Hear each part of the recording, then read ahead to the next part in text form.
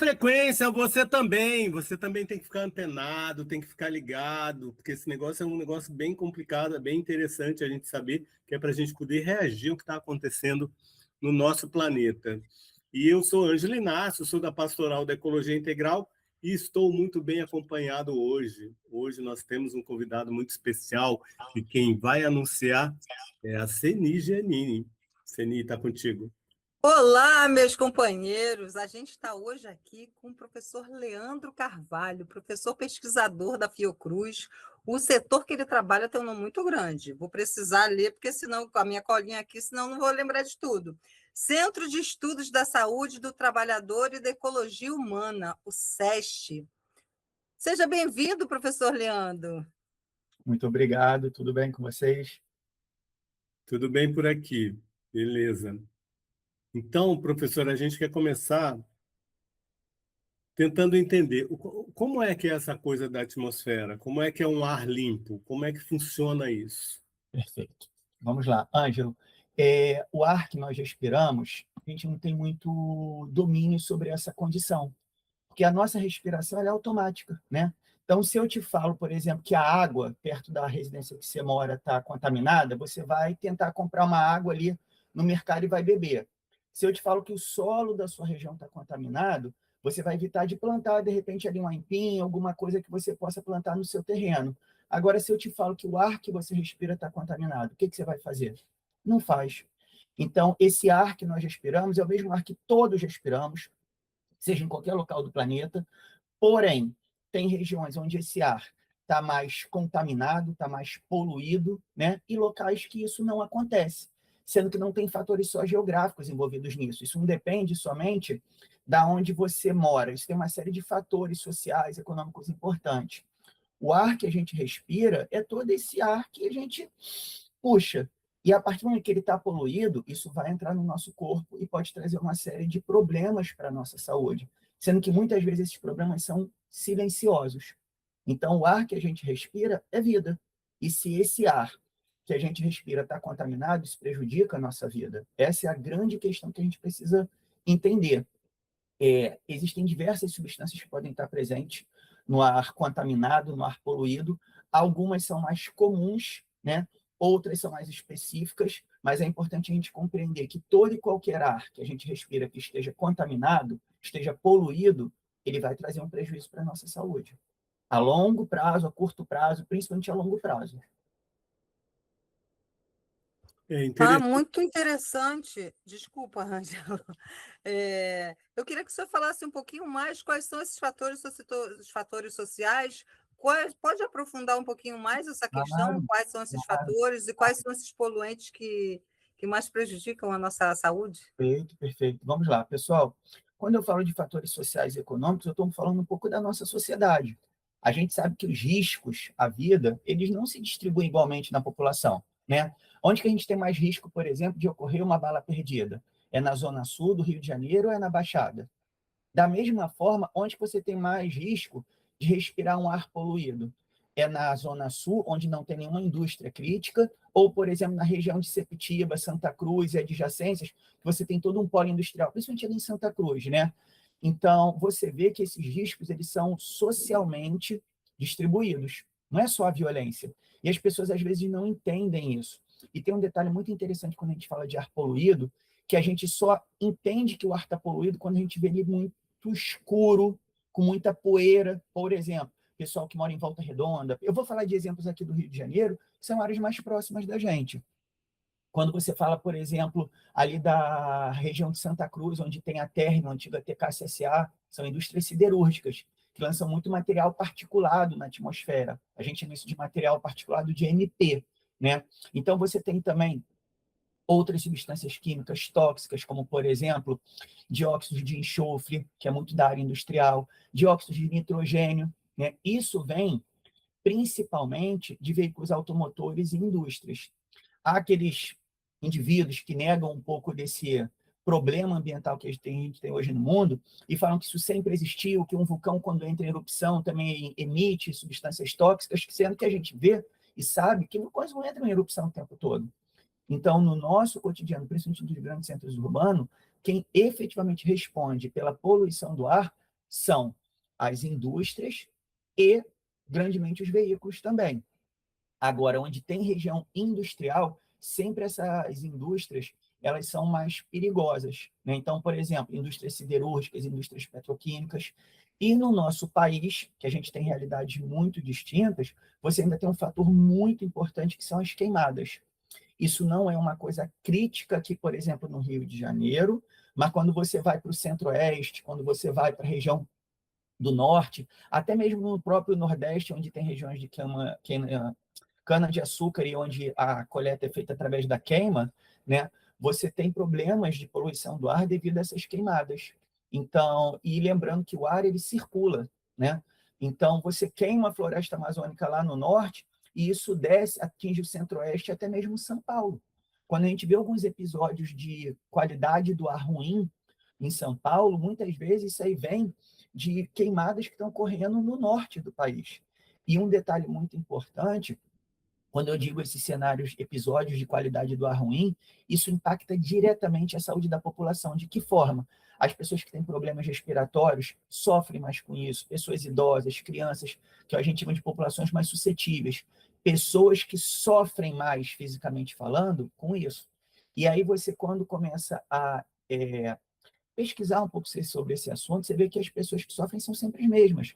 Pessoas que moram em periferias, áreas pobres, porque essas indústrias poluidoras elas vão se instalando nesses locais. Por isso que isso faz com que esse problema ele seja socialmente distribuído, não é só uma questão geográfica.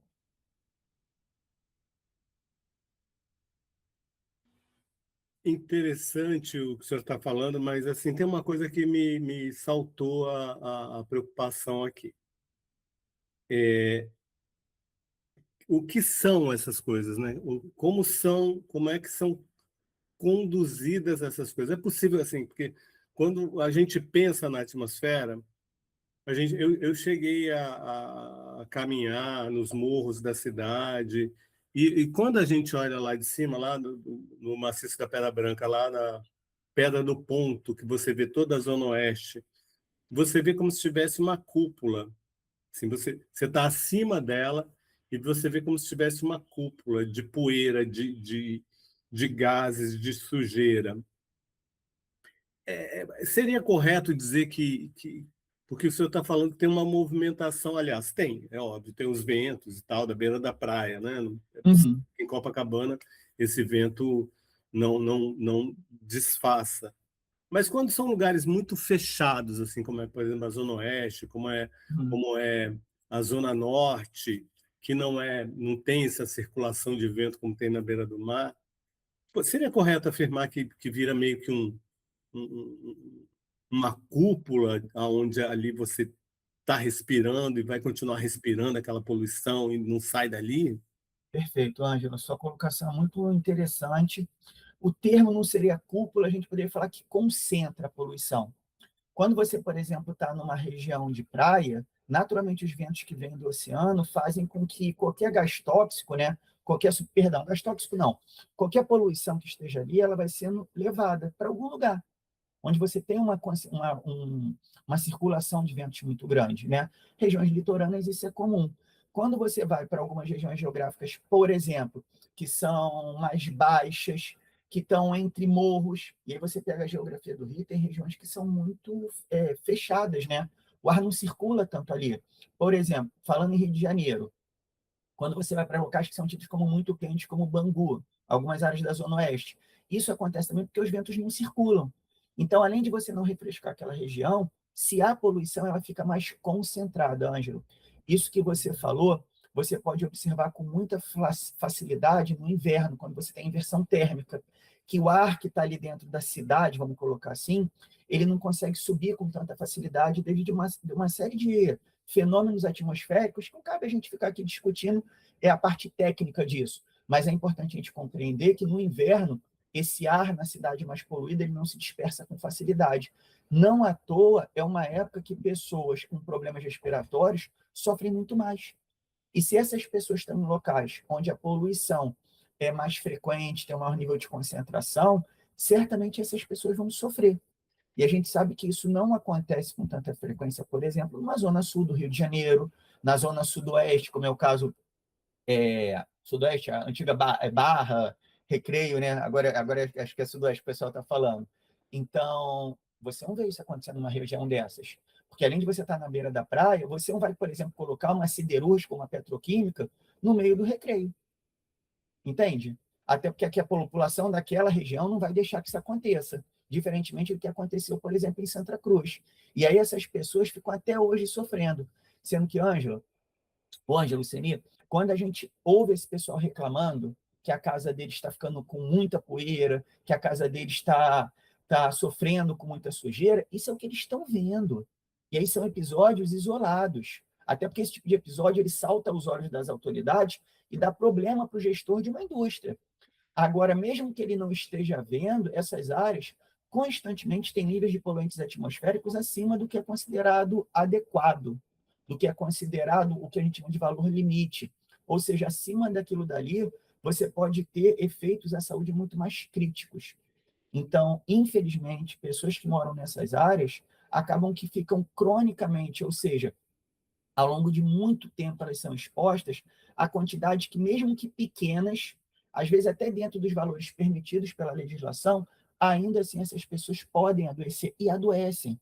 Existe muita pesquisa, existe muito trabalho científico que se debruça sobre essas questões, mostrando que nessas regiões, mesmo quando você está dentro dos limites recomendados pela OMS, quando está dentro dos limites recomendados pelo nosso INEA, Instituto Nacional do Ambiente, ou do IBAMA, você ainda assim tem problemas mais frequentes nessas regiões. Porque são locais onde você tem cronicamente pessoas expostas a poluentes atmosféricos. Eu estou falando de material particulado, eu estou falando de dióxido de enxofre, eu estou falando de dióxido de nitrogênio, dentre ozônio, uma série de outras substâncias químicas tóxicas que estão presentes nesse ar poluído, sempre todas juntas.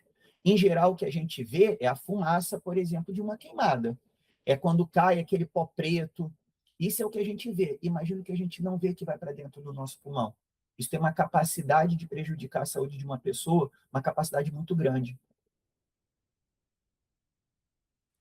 E como, professor Leandro, a população, né, o nosso povo periférico pode se defender, não sei se é a palavra certa, mas, enfim, procurar melhorar a sua qualidade de vida diante desse cenário que o senhor falou conosco. Bom, vamos lá. Não é uma resposta simples e não é uma coisa rápida. Sabe por quê? Não são eles que poluem. Não é aquela pessoa que está emitindo, né, um ar poluído para o ambiente. Aquilo vem de uma indústria, aquilo vem de uma queimada. Então, efetivamente, o que essas pessoas podem fazer é buscar melhores representantes que lutem pelos direitos dela, elegendo bons políticos que realmente estejam engajados em melhorar as condições daquele território, buscar as universidades e centros de pesquisa, como, por exemplo, a Fiocruz, para poder pensar em parcerias de pesquisa. Eu falo isso porque onde eu trabalho, a gente tem todo esse cuidado de fazer parceria com moradores de territórios afetados para pensar em estratégias, né? Eu, particularmente, eu trabalho com uma técnica chamada vigilância popular em saúde e ambiente, uma abordagem, na verdade, que o objetivo... vocês estão mudos. O objetivo é mobilizar as pessoas para que elas possam se... Professor, Perfeito. Se mobilizar. Deus, eu estava falando aqui com o microfone desligado, mas enfim, deu os 15 minutos e esse assunto é fundamental. A gente quer saber exatamente sobre isso. Isso vai acontecer no nosso segundo programa com o senhor, que vai ser colocado no ar na próxima segunda-feira. Vai ser um Ok? prazer.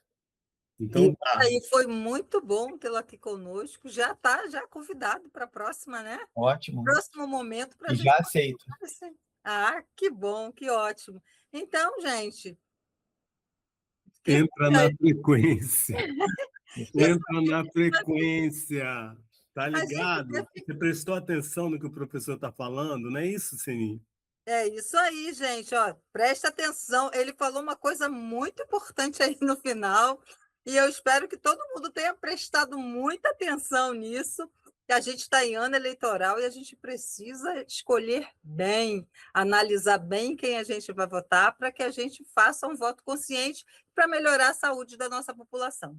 E ficamos por hoje por aqui, né? E convidando todo mundo para se inscrever no canal, curtir, compartilhar, anunciar para todo mundo, divulgar boa notícia, divulgar ciência, ciência de qualidade. E é isso aí, pessoal. Entra na frequência. Entra na Até mais. frequência. Valeu, tchau. Até. Entra na frequência!